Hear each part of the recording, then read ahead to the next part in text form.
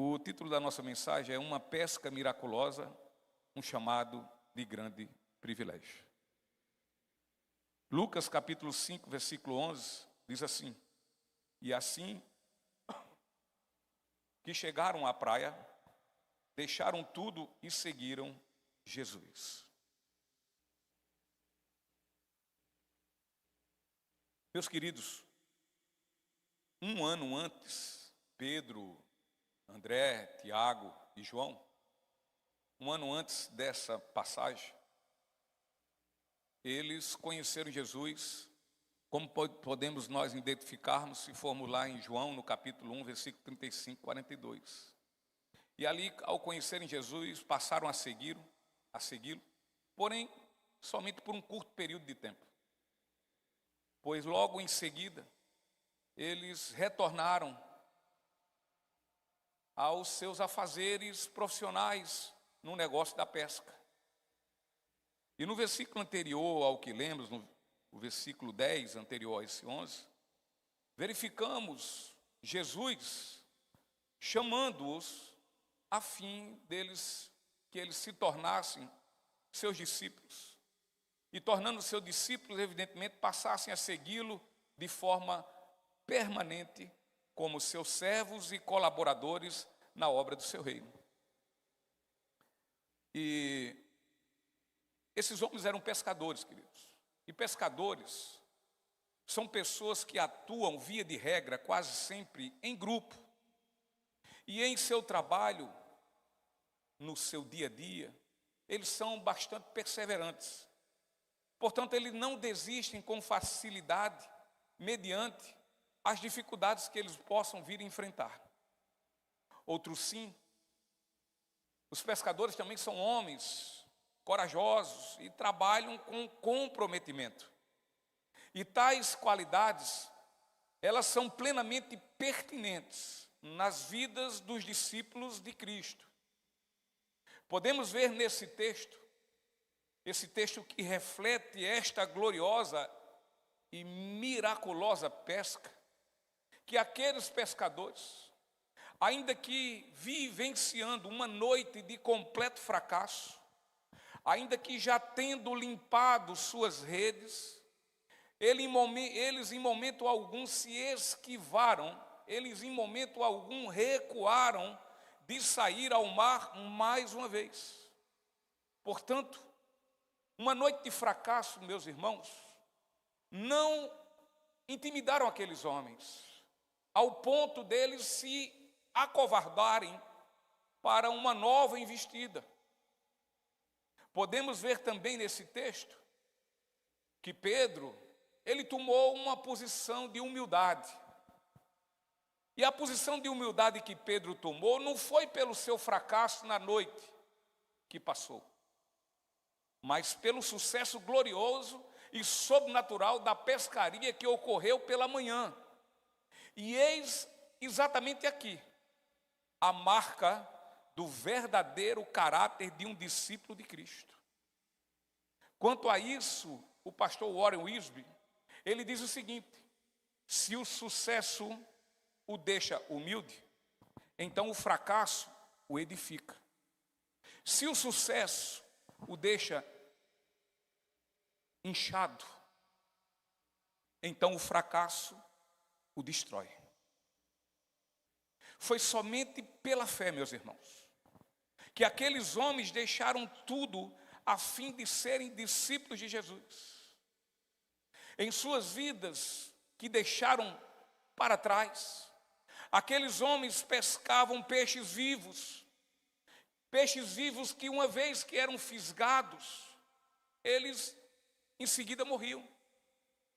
Mas agora, em suas novas vidas, por meio de um novo e vivo caminho, eles iriam pescar peixes mortos, ou seja, pessoas pecadoras mortas em seus delitos e pecados, que após serem pescadas viveriam quando estas fossem pegas, abraçadas e enlaçadas pelas redes do Evangelho de Deus, que é poder para salvar. Então, nos versículos em Lucas, no capítulo 5, do versículo 1 ao 11, nós encontramos uma sublime história, e esta sublime história ela é conhecida como a pescaria miraculosa. E diante do relato desse texto, podemos aqui verificar um primeiro aspecto. E esse primeiro aspecto, ele vai nos mostrar claramente o grande e soberano poder de nosso Senhor sobre toda e qualquer criação. Nós podemos ver que os peixes foram tão obedientes ao Senhor, assim como as rãs, os piolhos, as moscas e os gafanhotos lá na praga sobre o Egito.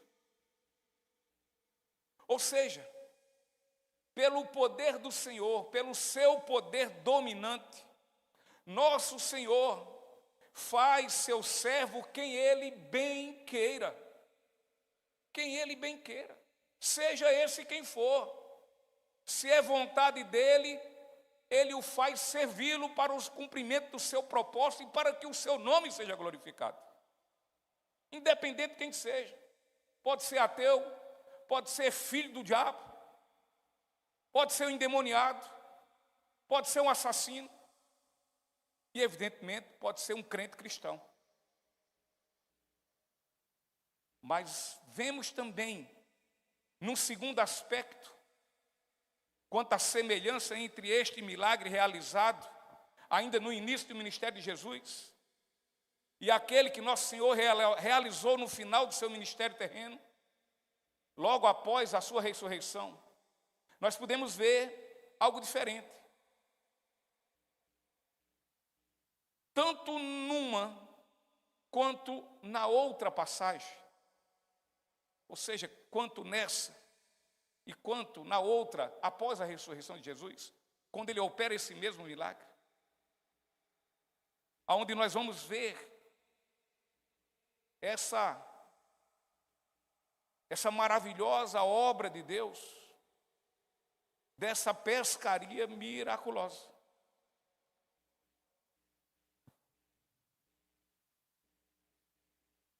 Mas, em meio a essas duas passagens, a esses dois textos, nós vamos encontrar ali, nós vamos ver a pessoa de Pedro, do apóstolo Pedro, ela em destaque.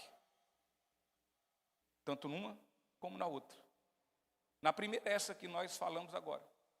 A segunda é quando Jesus ressuscita e vai ter com Pedro e com outros discípulos na praia, aonde ele faz faz esse milagre na pescaria também nesse momento, e quando ele serve um café da manhã, e ali tem uma conversa reta com Pedro, mediante algumas coisas que eram necessárias a ele ser falado. Então Pedro, ele tanto é um personagem de destaque numa quanto na outra. E nessas duas ocasiões, nós também vamos ver, com toda certeza, verdades maravilhosas. E especialmente nesta, que iremos apreciá-la, em Lucas 5, nós vamos aqui absorvermos para as nossas vidas 4 gloriosas e edificantes verdades nessa noite. E a primeira verdade é que é quanto a quão grande, obstinada e incansável disposição de Jesus Cristo é sua incansável disposição em realizar sua obra. Ele é incansável para fazer isso, a realizar tudo quanto ele aqui veio fazer e que cantamos aqui em vários louvores hoje da noite. E o texto que nós vamos ler agora, ainda nesse capítulo 5, vamos compreender do versículo 1 ao versículo 3, e que diz assim: estando Jesus à beira do lago de Genezaré, grandes multidões se apertavam em volta dele para ouvir a palavra de Deus. ele notou que, junto à praia, havia 2 barcos vazios deixados por pescadores que lavavam suas redes. Entrou num dos barcos e pediu a Simão, seu dono, que o afastasse um pouco da praia. E então sentou-se no barco e dali ensinou as multidões. Irmãos, como era de costume, nos diversos relatos dos evangelhos, Jesus sempre ele estava, em seus momentos, rodeado de inúmeras pessoas. E essas pessoas o apertavam, estavam bem pertinho dele, a fim de quê? Segundo a palavra, a fim de ouvir a palavra de Deus. E como na maioria das vezes, Jesus pregava e ministrava seus ensinos, mas ele não fazia sempre em templos suntuosos e palacianos. Ele não fazia isso em lugares consagrados ao culto público como esse, onde estamos. Mas ele fazia, na maioria das vezes, ao ar livre. E Jesus ele não pregava em altares, geralmente ele não fazia isso, em altares e púlpitos preparados especialmente para pregadores, como esse. Mas ele fazia isso em lugares abertos, tais como montes, praias, e sobre um barco de pesca, tal como essa passagem nos mostra. Então, querido, Jesus não se importava com a impossível inconveniência e qualquer dificuldade do lugar onde ele se encontrava. O que Jesus se importava mesmo, sabe com que era? Era com as almas famintas que precisavam ser alimentadas. As almas famintas da palavra, as almas famintas do evangelho. Essa era a preocupação de Jesus. Se o púlpito era bonito ou não, ou se nem tinha púlpito, ele não se importava. Se era um templo bonito ou não, também não se importava. Não, para ele não, isso em nada tem importância.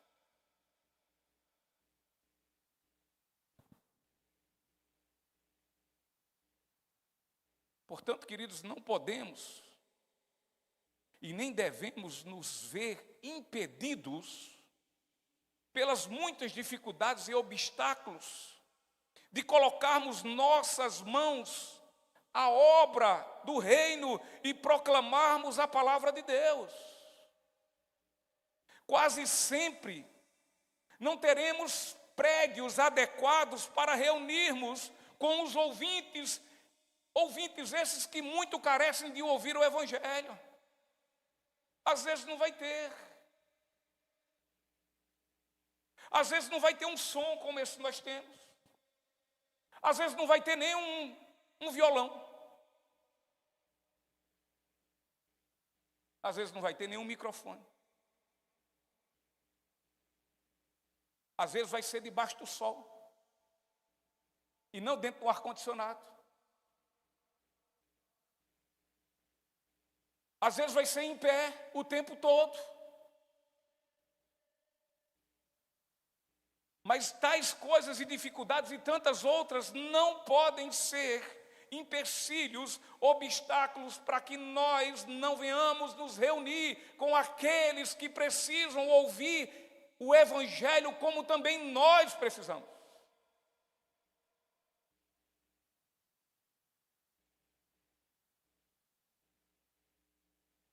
Por inúmeras vezes não teremos à nossa disposição ambientes ideais e apropriados para acomodar as crianças, como temos aqui.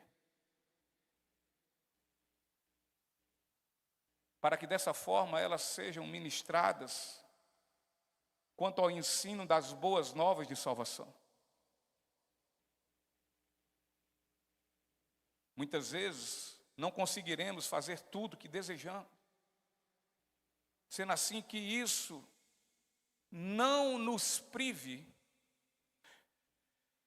que isso não nos impeça de fazer tudo quanto no momento podemos fazer. Que nos coloquemos ousadamente a fazer o trabalho da obra do reino de Deus com as ferramentas que ora temos disponíveis. Se somente nos dispormos a fazer a obra do reino da forma que desejamos fazer, e por ser assim sempre haveremos de estar retardando o que urge, o que é urgente, que façamos e façamos sem demora. Se começarmos a retardar e retardar, sabe o que acontece? Muitas almas irão perecer.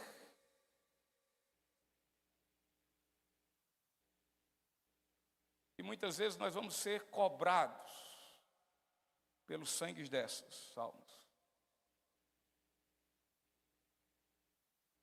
segundo as Escrituras Sagradas.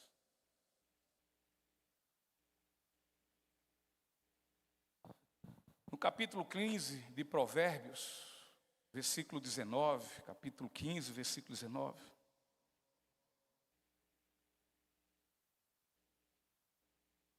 Olha o que diz. O caminho do preguiçoso é bloqueado por espinhos, mas o caminho do justo é uma estrada aberta.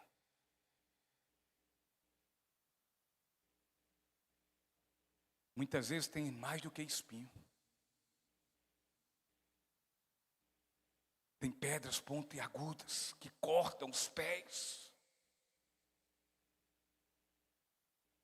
Tem muitos perigos nessa estrada. Mas o justo olha para essa estrada de outra forma. Ela ora como uma estrada aberta, completamente pavimentada. Ele não olha se ela tem subida nem descida. Mas o preguiçoso, um carrapichozinho, é problema. Bloqueia, impede, obstacula, serve de justificativa.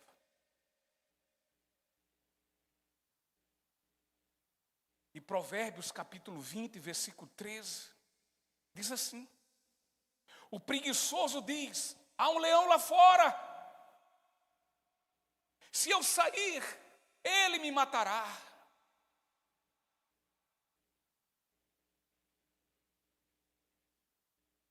Tudo é desculpa. Sair tal hora é perigoso. Mas sair muito mais tarde ainda de muitos outros lugares não é. Saímos dessa igreja num culto, quem sabe um dia, de 4, 5 horas, saindo aqui pela meia-noite, 1 hora da manhã, é muito perigoso. Mas de uma festa, num cinema, num luau na praia, um churrasco, não é. Uma pessoa preguiçosa e negligente, ela está sempre elegendo, sabe o quê? Dificuldades. Sejam estas quais forem, ele as elege como impedimentos, como obstáculos para realizar a boa obra de nosso Senhor. Mas o servo bom, o servo ousado, o servo perseverante, aquele que é grato e porque é grato ele luta em ser fiel, este não olha onde possa estar. Este não observa suas debilidades. Ele não olha para o gigante, mas ele olha para o seu general do exército.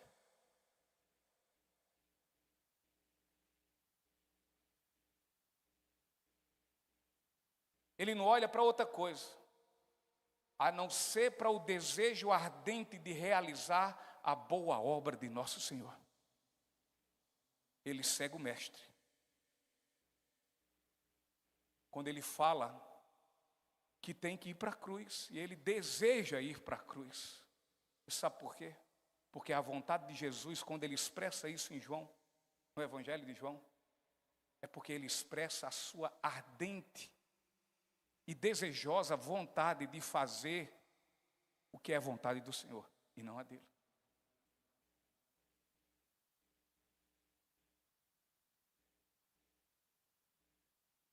Este servo, de fato, ele quer ardentemente realizar a boa obra do nosso Senhor. Se é oportuno fazer naquele momento tal oportunidade, ele não perde. Ele não deixa o cavalo passar selado.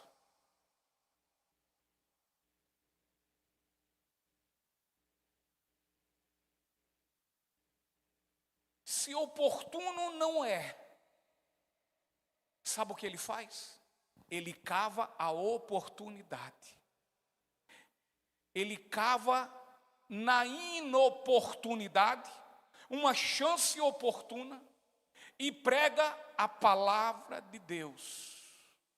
E ele o faz, seja verbalizando através dos seus lábios, seja escrevendo.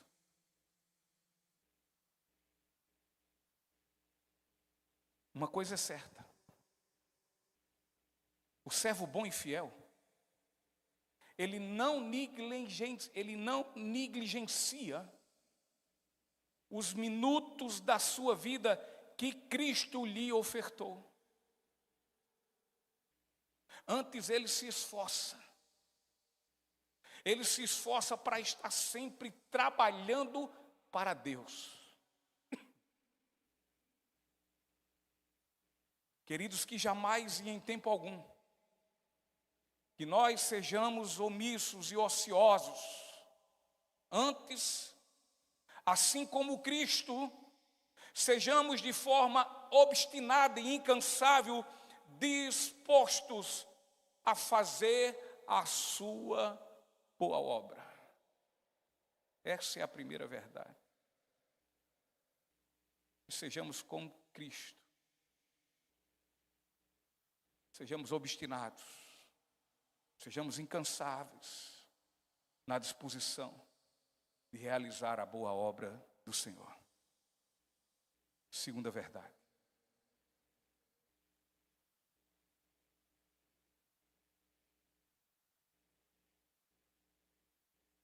A segunda verdade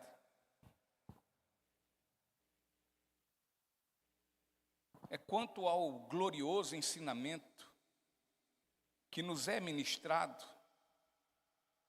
nesta passagem, para que venhamos nos sentir sempre encorajados a uma obediência sem questionamentos.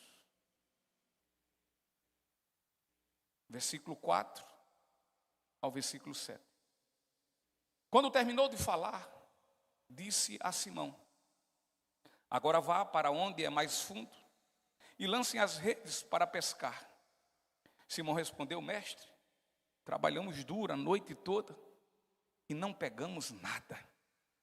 Mas, por ser o Senhor quem nos pede, vou lançar as redes novamente. Dessa vez, as redes ficaram tão cheias de peixes que começaram a se rasgar. Então pediram ajuda aos companheiros do outro barco. E logo os dois barcos estavam tão cheios de peixes que quase afundaram. Queridos, nosso Senhor Jesus Cristo, ele após ter pregado a palavra de Deus, ele dirigiu-se a Simão, a Pedro, e lhe deu uma ordem: agora vá onde é mais fundo e lancem as redes para pescar. A resposta dada por Pedro a nosso Senhor vai caracterizar aqui e vai refletir aqui, de uma forma gloriosa e sublime, a postura de um verdadeiro discípulo, de um verdadeiro bom e fiel servo. Olha qual é a resposta de Pedro. diante da ordem de Jesus. Mestre, trabalhamos duro a noite toda e não pegamos nada, mas, por ser o Senhor quem nos pede, vou lançar as redes novamente. Noutra versão diz, na tua palavra eu a lançarei.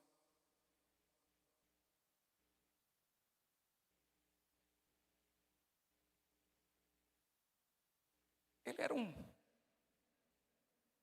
pescadores profissionais, cheios de muita experiência, que já tinham noites a fio de muitas experiências pescando.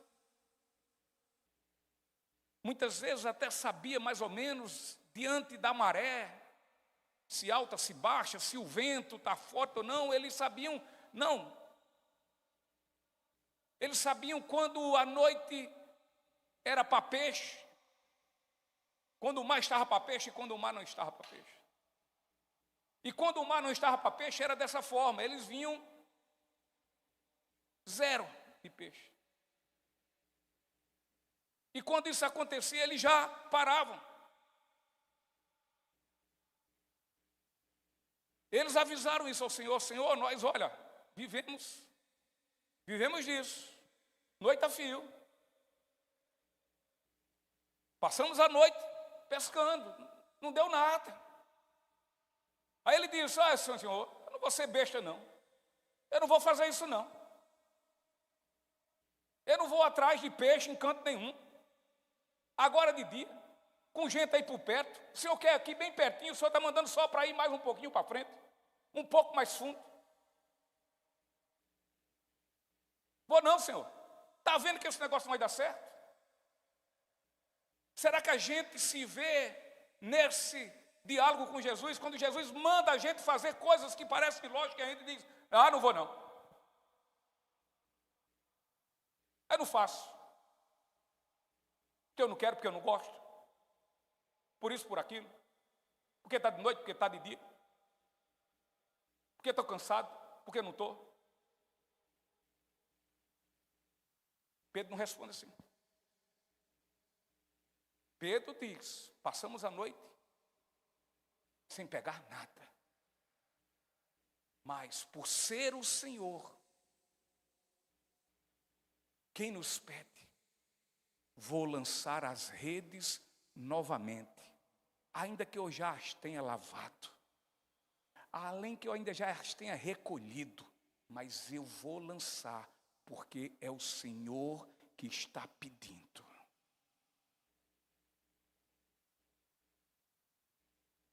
Então, queridos, diante da posição confiante e obediente de Pedro, a ordem de Jesus implicou em quê? Num resultado. Que resultado? Um resultado recompensante. Versículos 6 e 7. Dessa vez, as redes ficaram tão o quê? Cheias de quê? Que começaram a rasgar. Então pediram ajuda aos companheiros do outro barco. E logo os dois barcos estavam cheios e quase.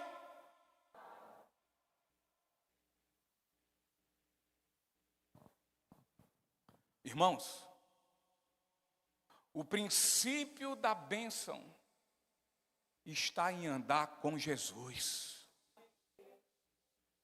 A gente tem que incutir isso nas nossas cabeças, nas nossas mentes. O princípio da bênção está fundamentado na obediência imediata e sem quaisquer resmungos e questionamentos à ordem de nosso Senhor. Aquele nos passa. Aquele nos passa.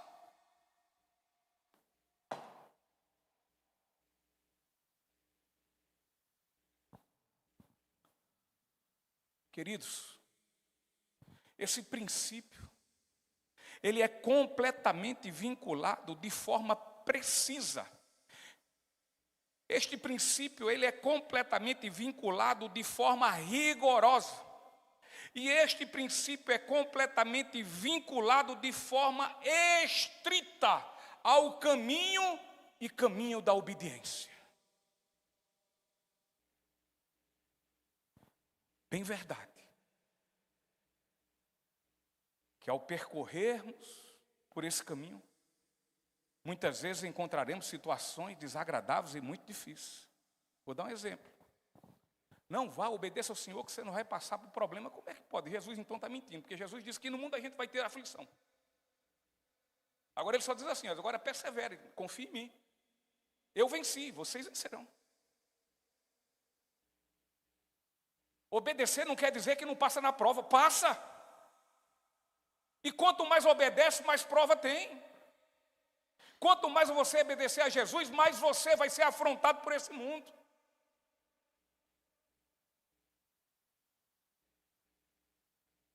Jesus tinha multiplicado os peixes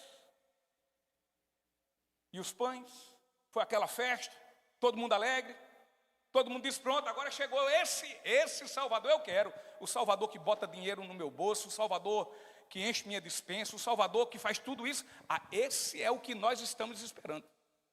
Jesus, quando viu aquela folia daquela multidão, Jesus viu os discípulos, já estavam começando a ficar meio vaidosos com tudo isso. Jesus disse, eu vou tirar esse povo daqui.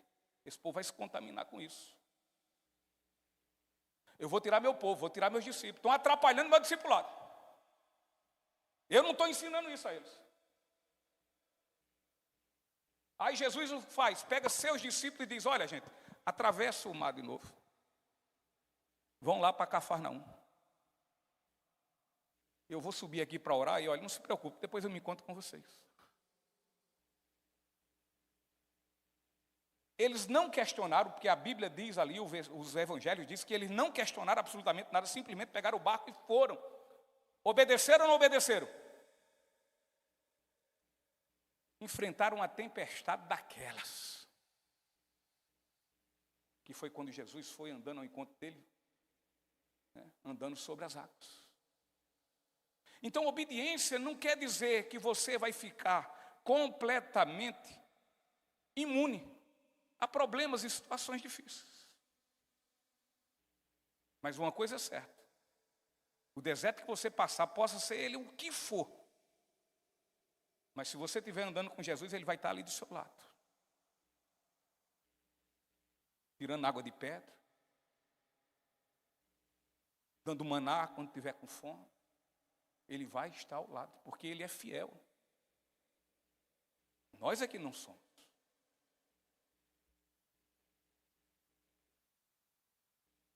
Então nós vamos enfrentar situações desagradáveis quando percorrermos por esse caminho da obediência.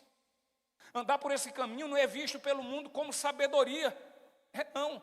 É visto, sabe como? O que, Ivone? Tolice e loucura. Negócio de otário. Porém, aquilo que para o mundo parece loucura, para nós que por graça fomos salvos, é poder glorioso de Deus.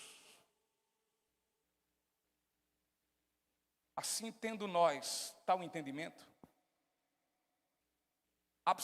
absolutamente coisa alguma deve nos impedir, deve nos parar, deve nos acovardar. Ao contrário, nós devemos avançar diante das palavras de Jesus, quando ele nos diz, sabe o quê? Adiante, meus servos. Vão, ide, façam, sigam, preguem, santifiquem-se, não parem e não se detenham com absolutamente nada, não retrocedam, antes sigam e vão determinados, cheios de ousadia, constantes e sem vacilar a tudo quanto eu, o Senhor das suas vidas, ordeno.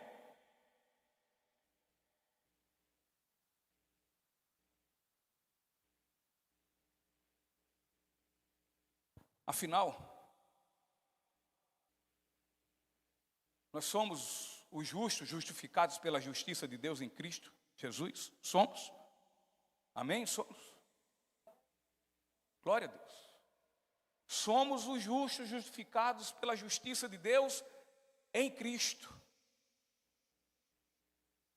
E como justos, vivemos pela fé e não pelo que vemos. E depois de tudo, haveremos de entender como nos fala nosso Senhor.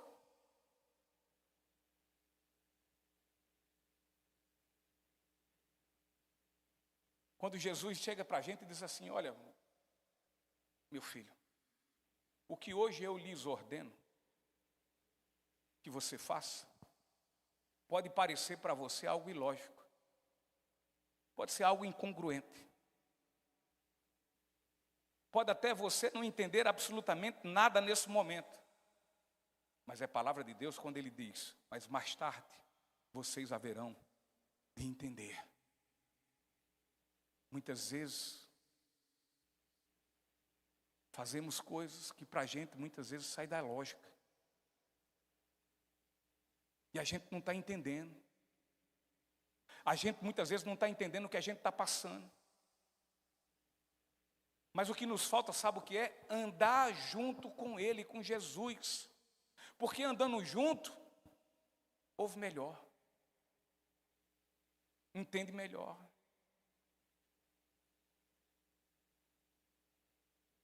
E aí a gente vai poder, no meio dessa caminhada, muitas vezes uma caminhada de situações muito difíceis, nós começamos a entender: ah, Senhor, agora eu estou percebendo o que trata isso, o que trata aquilo.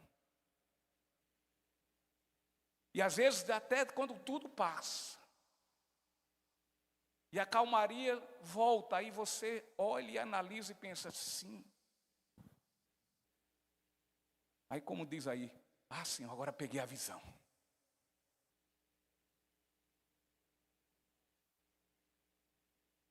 É, filho, pega a visão. Não pega a visão de falso profeta, não. Pega a visão dessa palavra.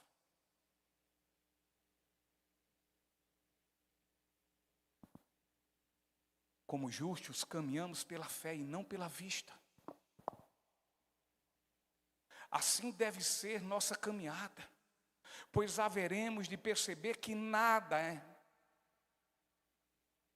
nós achamos como perdedores. Nós não vamos nos achar como perdedores.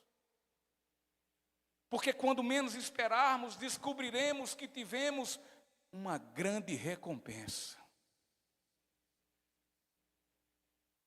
E Jesus recompensa aqui na terra. Mas não é esse o nosso objetivo de andar com Ele, de caminhar com Ele. O nosso objetivo é porque a nossa recompensa e certa esperança, nós já vamos recebê-la com toda certeza, talvez com toda certeza não nesse mundo, mas no porvir. Você espera essa recompensa? Amém? Ande com Deus. Ande com o Senhor, o ouça, escute suas ordens e obedeça. É o princípio da bênção. A primeira bênção que vai acontecer na nossa vida quando nós andamos com Jesus Cristo é que nós vamos nos sentir bem e não pesados e opressos pelos nossos pecados. Porque toda desobediência é pecado, seja ela qual for, é pecado. O homem, quando caiu no início, em Gênesis, ele não caiu porque comeu uma fruta. Ele caiu porque desobedeceu. Esse é o grande problema.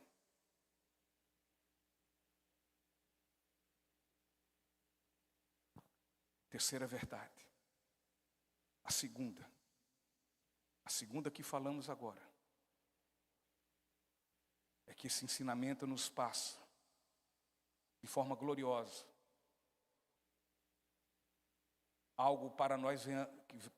algo que para nós venhamos nos sentir sempre encorajados a uma obediência e uma obediência sem questionamentos. Terceira verdade.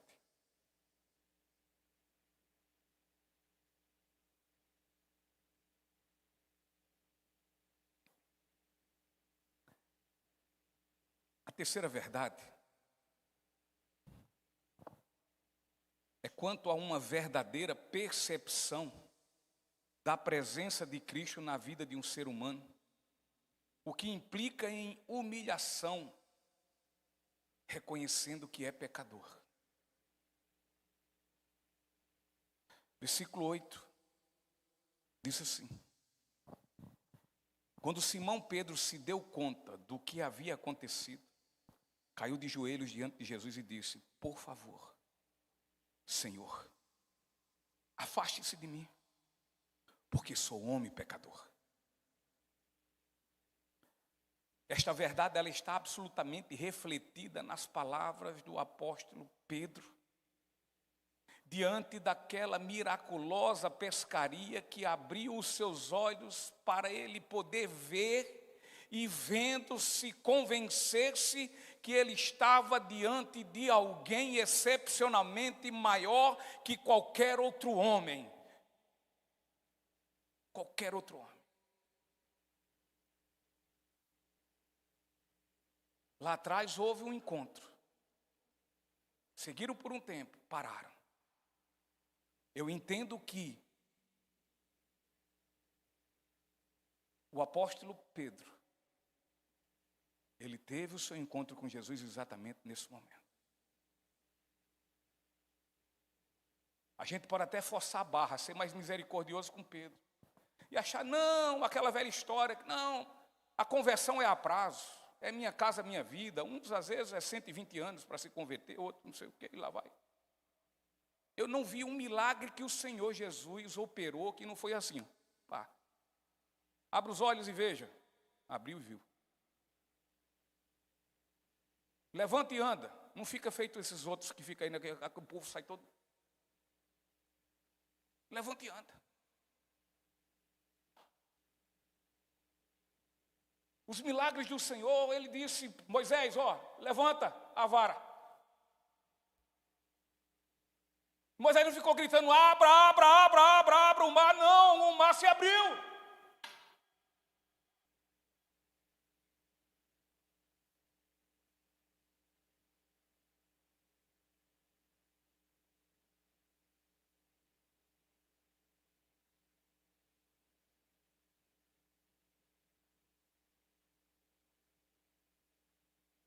Aqui os olhos de Pedro foram abertos. Ele viu quem estava diante dele. Ele viu que era alguém excepcionalmente maior do que qualquer outro homem, do que qualquer um mestre, de qualquer um rabi.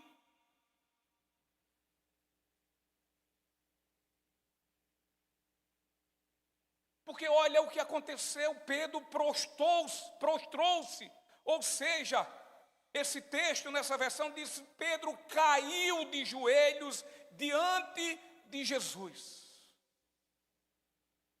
E depois ele falou o quê? Diz: por favor, Senhor, afaste-se de mim, porque sou um pecador. Estas palavras de Pedro tratam da mais certa e inequívoca posição e sentimento de um indivíduo quando este se depara com seus olhos descobertos diante de um contato íntimo, individual e verdadeiro com Jesus.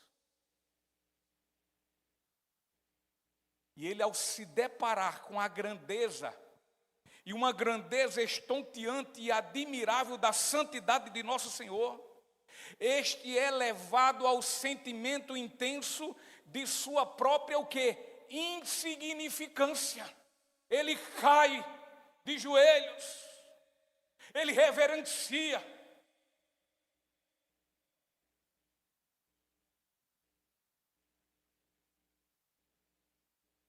O primeiro sentimento, a sua insignificância. E esse sentimento é uma implicância e resultado do convencimento do seu estado de pecaminosidade e, portanto, ao mesmo tempo, indignidade de estar em sua santa presença.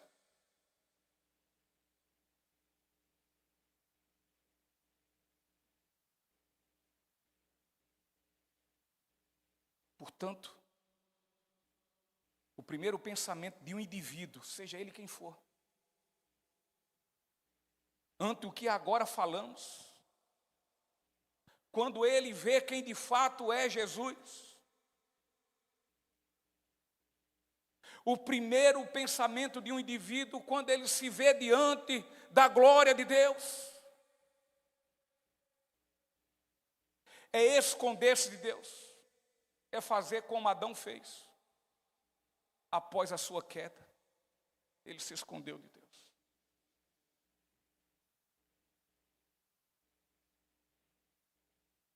Onde é que tu andas, Adão?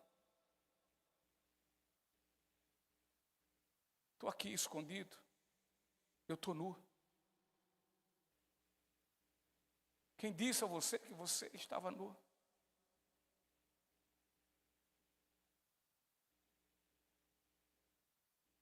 O meu pecado, a minha desobediência, me mostrou a minha perversidade, a minha depravação, a minha indignidade de estar diante do Senhor, um Deus santo.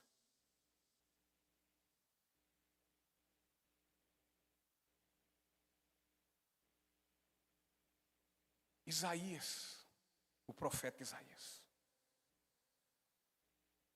ele passa também por esse mesmo processo. Vamos colocar aí Isaías, eu ia fazer só os 5, mas do 1 ao 5. Do 1 ao 5.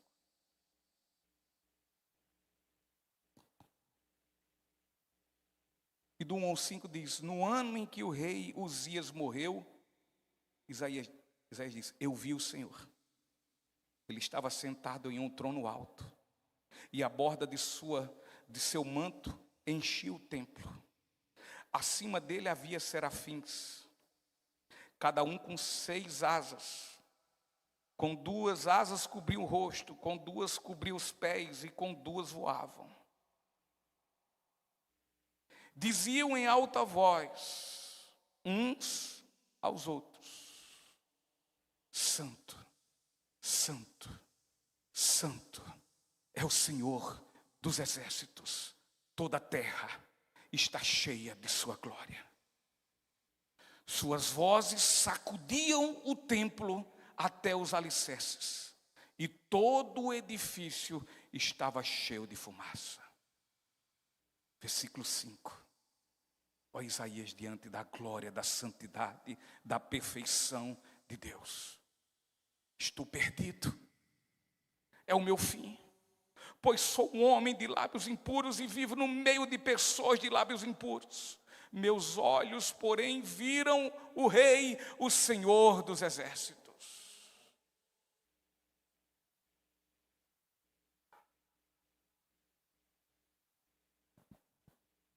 Se dermos um voo agora até o Novo Testamento, vamos ver algo de gloriosa similaridade na pessoa daquele centurião romano. Lucas capítulo 7.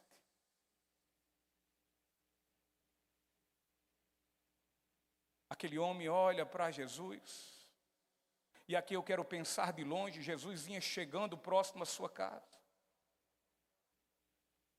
E diz assim: não sou digno sequer de ir ao seu encontro. Basta uma ordem sua e o meu servo será curado. Em Mateus ele diz: olha, não sou digno que entre na minha casa.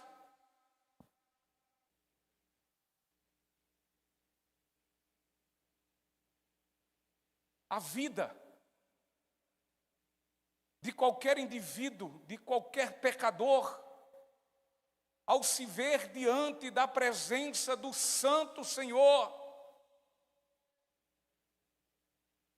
ao se ver tendo o seu primeiro encontro com o Senhor, o que vem em sua mente é só isso, é a sua indignidade de estar diante daquele que é santo, e a sua indignidade leva a ver quão desgraçado e pecador ele é, e por isso ele se coloca em completa reverência, o que muitas vezes nós não conseguimos enxergar na vida de muitos cristãos que já professaram esse encontro com o Senhor e contudo não têm reverência e nem respeito a Ele.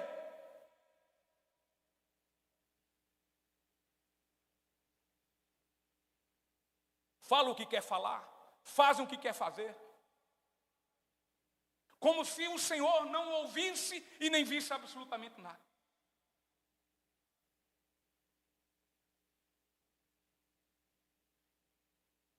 Que venhamos, queridos, a cada momento, a cada respirar que Deus nos concede. Respira aí, ó. Você só está respirando porque Deus permite que você respire.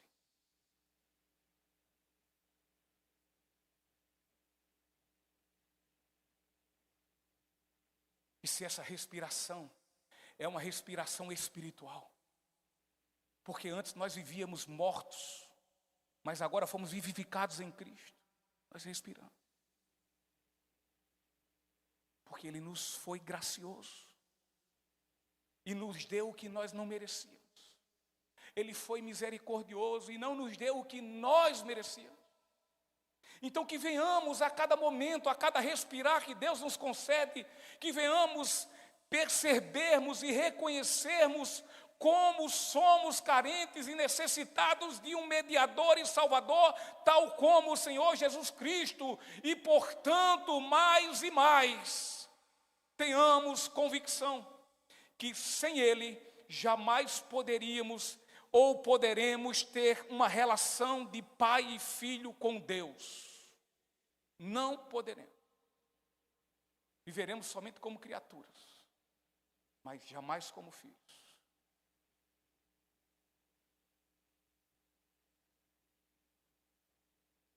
Se este mediador e salvador, sem este mediador e salvador, meus irmãos, não haveremos de desfrutar dos planos e dos pensamentos que Deus tem a respeito dos seus. Sem esse mediador e salvador, nós não poderemos clamar, ou até clamamos, mas não seremos ouvidos por Ele. Sem este mediador e salvador, não temos como buscá-lo. E sabe por quê? Porque não o buscaremos de todo o nosso coração, portanto, não encontrados por Ele.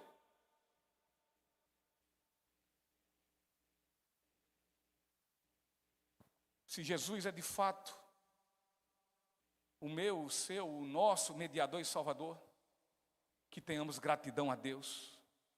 E que esta gratidão seja expressa especialmente por nossas vidas, por nossas ações e não só de palavras. Não tínhamos acesso a Deus.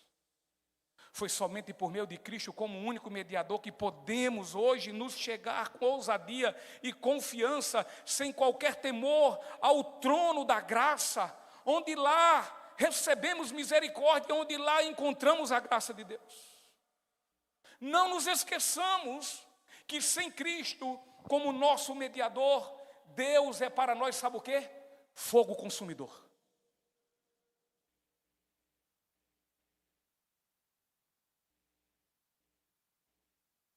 Mas tem uma boa nova.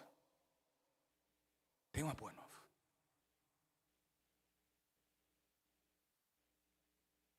Tendo Cristo como nosso mediador, temos Ele, Deus, como nosso Pai, reconciliado através da fé no seu Filho. Tem essa boa nova.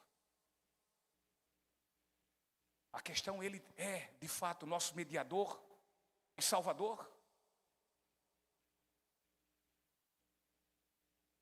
Agora Ele tem que ser Senhor.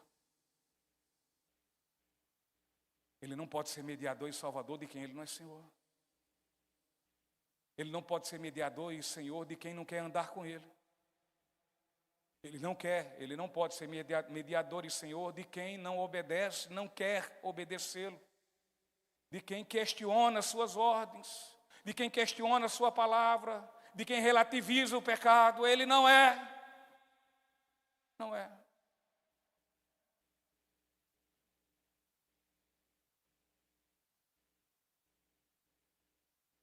O pastor John Charles Riley, ele quanto a isso, ele diz o seguinte: sem Cristo, o moralista pode tremer enquanto vê a morte aproximar-se. Em Cristo, o maior dos pecadores pode achegar-se a Deus confiantemente e sentir paz perfeita. Louvado seja o nome de Jesus. Quarta e última verdade. A quarta e última verdade é quanto a uma grande promessa e um grande chamado sublime, de sublime privilégio.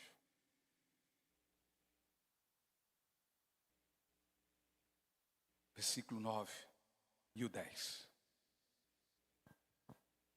Pois ele e seus companheiros ficaram espantados com a quantidade de peixes que haviam pescado. Assim como seus sócios Tiago e João, filhos de Zebedeu. Jesus respondeu a Simão: não tenha medo. De agora em diante, você será pescador de gente. Outras versões dizem, pescador de almas. Queridos, temos por certo que esta promessa e chamado sublime de grande regalia não se referia somente a Pedro, mas a todos os demais apóstolos. E não somente a estes, mas a todos os fiéis ministros do Evangelho. E também não somente aos ministros, pregadores e mensageiros das boas novas, mas a todos quanto foram chamados à salvação. Alguém foi chamado à salvação aí? Pois é. Ele está dizendo, não tenha medo, porque se eu lhe chamei à salvação, de agora em diante você será um pescador de gente.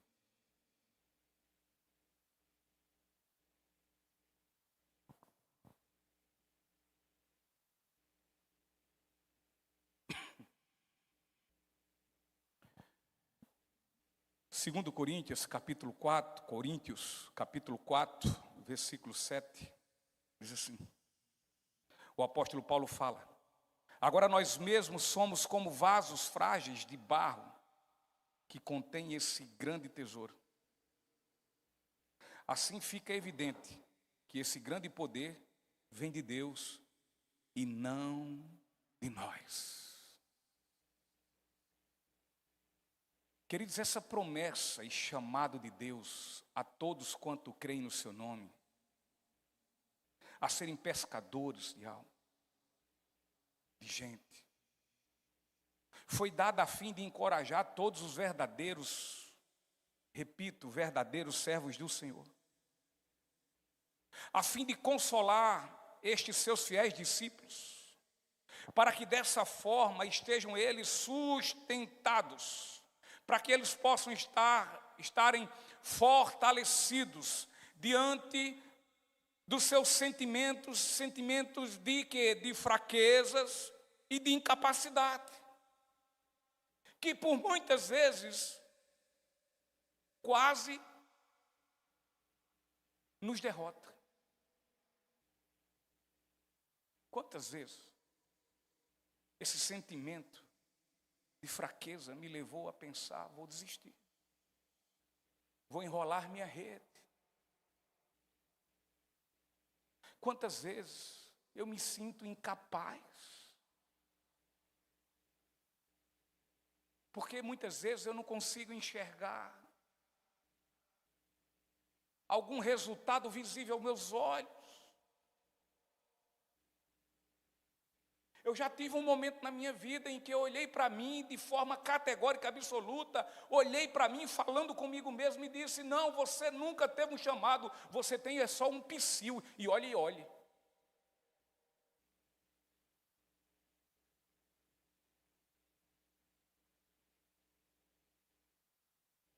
Mas isso ocorre, sabe por quê, queridos? É para que venhamos saber, e não só venhamos saber, mas nós deveríamos saber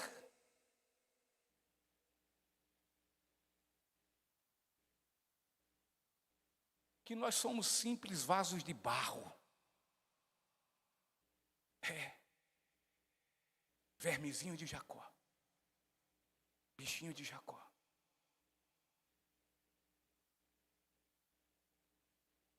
É para que nós venhamos saber que somos simples vasos de barro. Contudo, se fomos chamados,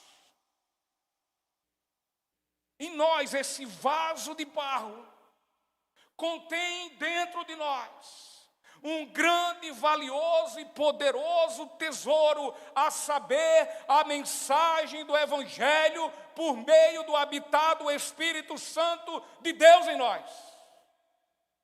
Mas somos vasos de barro.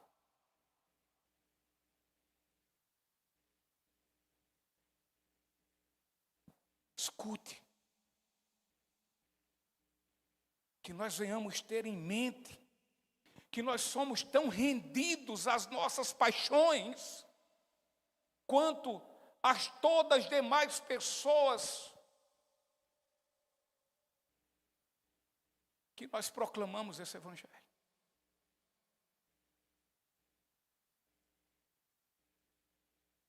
Ou você já atingiu a perfeição, ou eu já atingi a perfeição. Tenhamos em mente que somos da mesma forma frágeis e incapazes, tal como aqueles que ouvem a nossa pregação, meus queridos. Portanto, Deus não quer que atentemos às ferramentas e instrumentos humanos, mas sim para a grandeza e o poder do Senhor, instrumentalizado por meio do seu Evangelho, quando o proclamamos.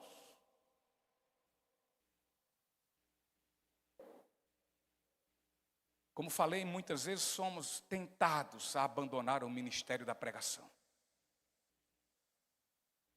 Mas a esta circunstância, apliquemos a promessa e o chamado de nosso Senhor. Você está tentado a abandonar o seu chamado, a sua vida cristã, a sua vida diligente com o Senhor? Você obedecer sem questionamentos às ordens dele? Você está tentado a isso? Por algum motivo, por alguma fraqueza, por alguma paixão, por alguma tentação, por alguma prova?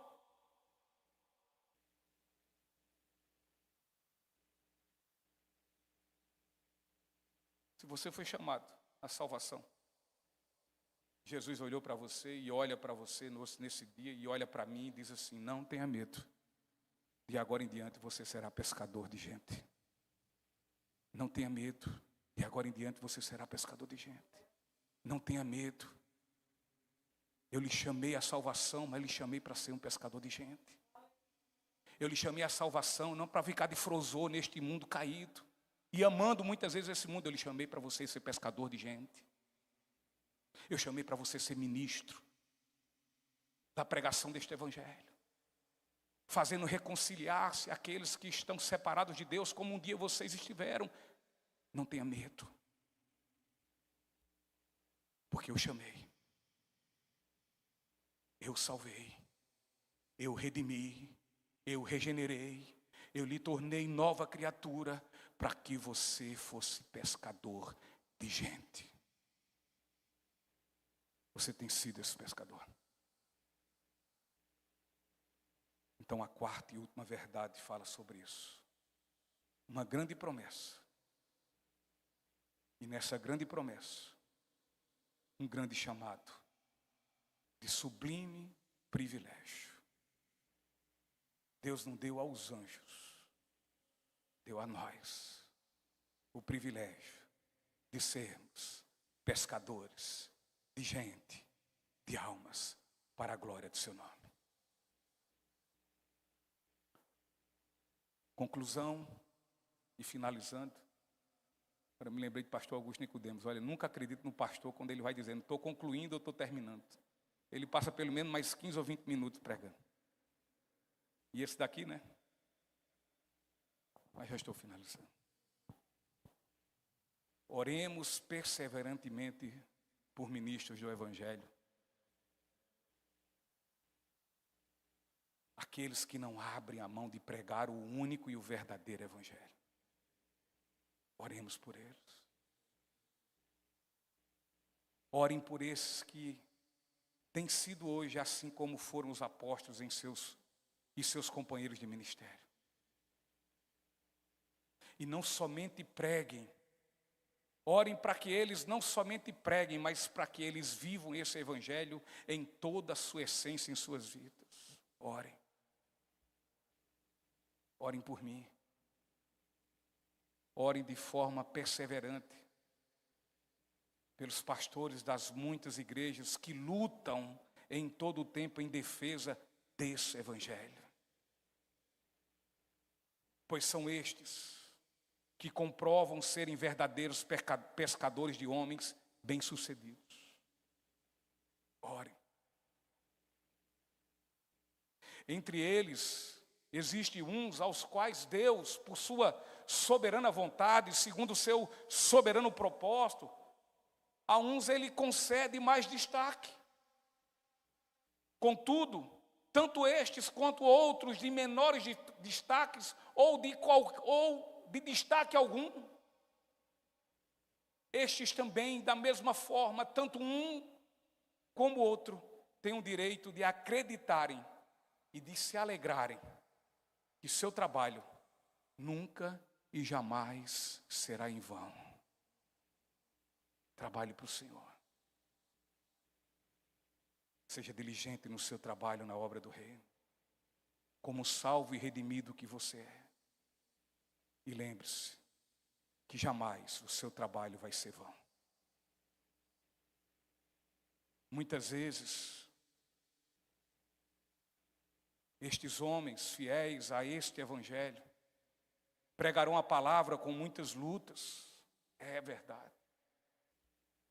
Estes homens pregarão este Evangelho, esse único e verdadeiro Evangelho, debaixo de muitas críticas. Estes homens pregarão muitas vezes esse Evangelho debaixo e em meio a muitas lágrimas. Não vendo, inclusive, qualquer resultado do seu trabalho quando ele prega. Entretanto, a palavra de Deus,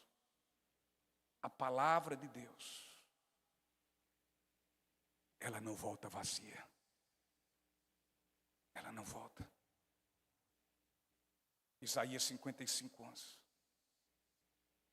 Ele diz assim: o mesmo acontece, a minha palavra, eu a envio, e ela sempre produz frutos.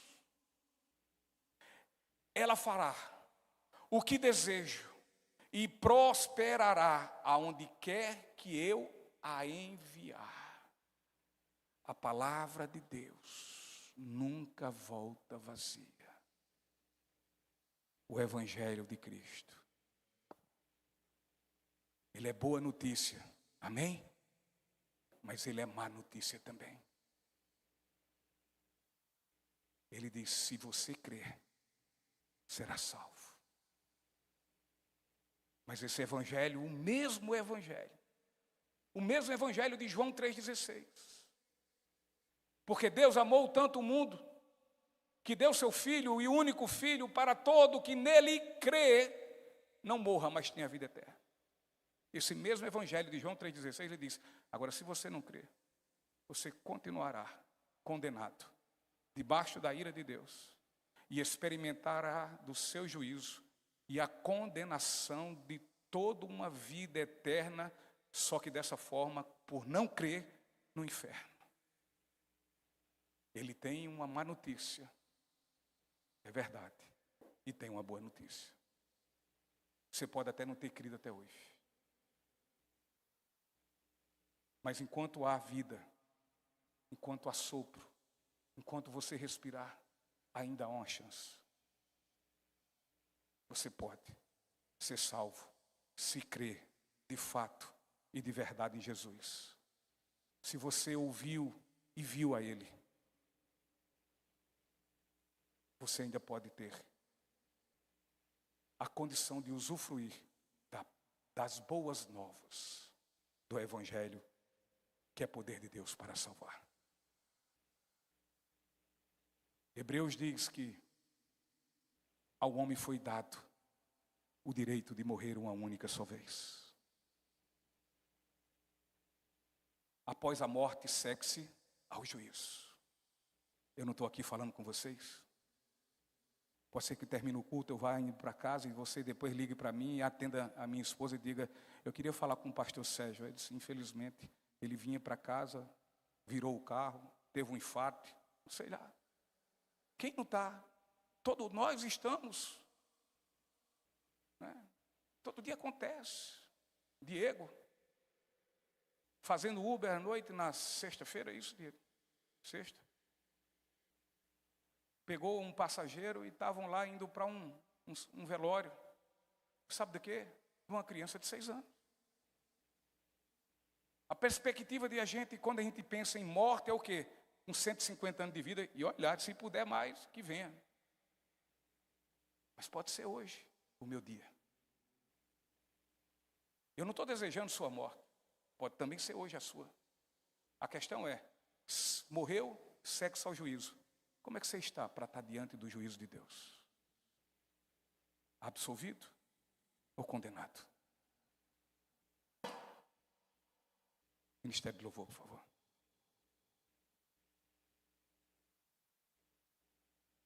Queridos, quando chegar o grande dia, veremos quanto de fato a palavra de Deus é gloriosamente poderosa. Muito mais além do que nós imaginamos. Veremos nesse grande dia que absolutamente nenhum trabalho feito para Deus, ele foi desperdiçado, ele foi sem sentido. Todo fiel servo de Deus, diligente pescador de gente, reconhecerá que as palavras de nosso Senhor Jesus lhe causaram um bem maravilhoso. Não tenha medo. Não tenha medo, não.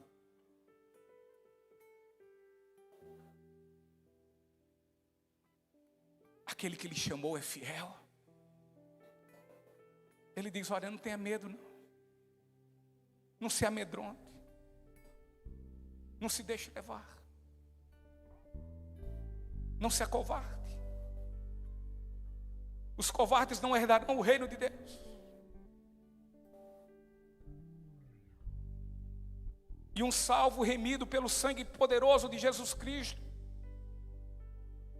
é eleito por Ele um guerreiro, e um guerreiro, não existe guerreiro covarde. Não tenha medo, porque se Ele lhe chamou também para ser um pescador e uma pescadora de gente.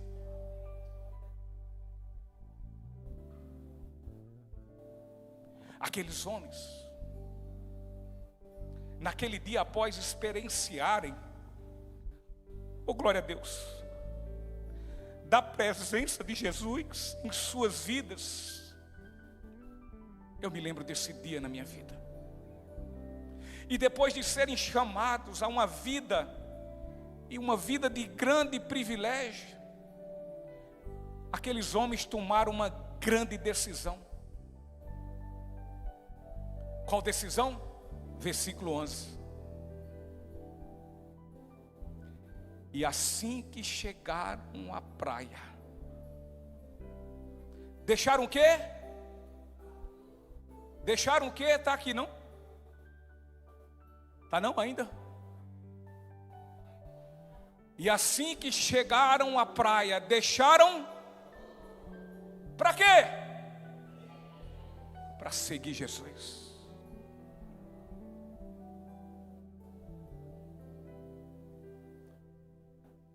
Eu não me vejo na vida sem seguir a Jesus Cristo.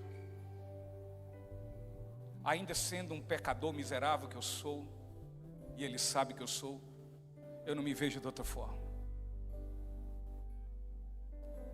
Se não escutando suas vozes muitas vezes encorajadoras, em meio aos meus medos, aos meus obstáculos, às minhas rebeldias, e Ele vai dizendo: persevere. Não olhe para a esquerda, nem para a direita. Então somente siga, porque eu sou teu Deus, e eu sou contigo até o fim. Eu te ajudarei, eu lhe darei forças, em meio às suas fraquezas.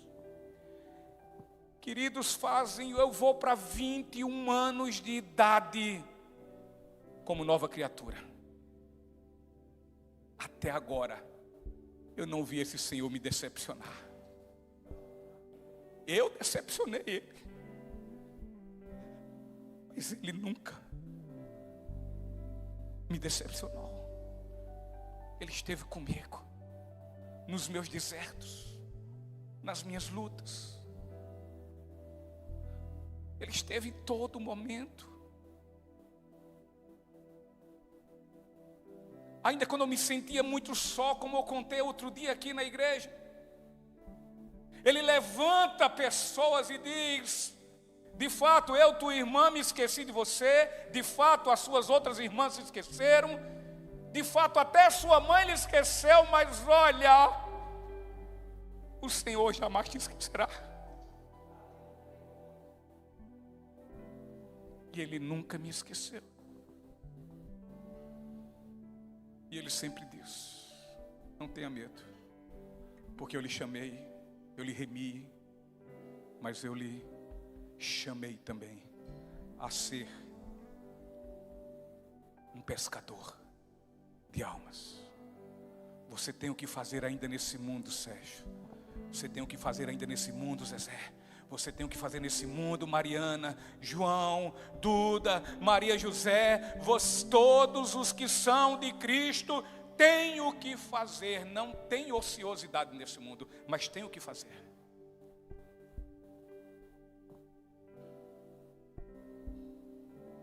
Nós precisamos proclamar as grandezas desse Deus e dizer: quão grande é o meu Deus. E aí você vai dizendo, não só por conta das palavras em si, não só porque de fato Ele é grande, mas pelas grandezas que Ele operou na sua vida.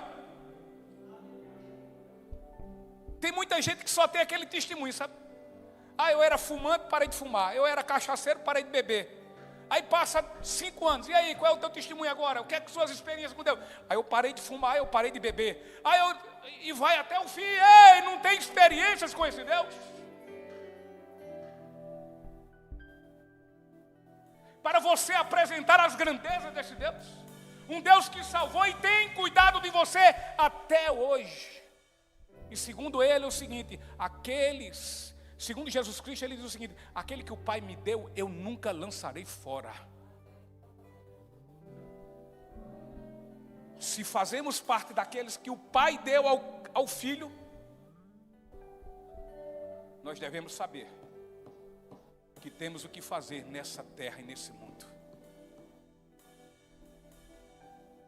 Temos que trabalhar para Ele, viver obediente aos seus decretos, sem questionamentos, e em busca de almas, para a glória de Deus. Fique em pé, vamos louvar a Deus, vamos dizer quão grande é o nosso Deus.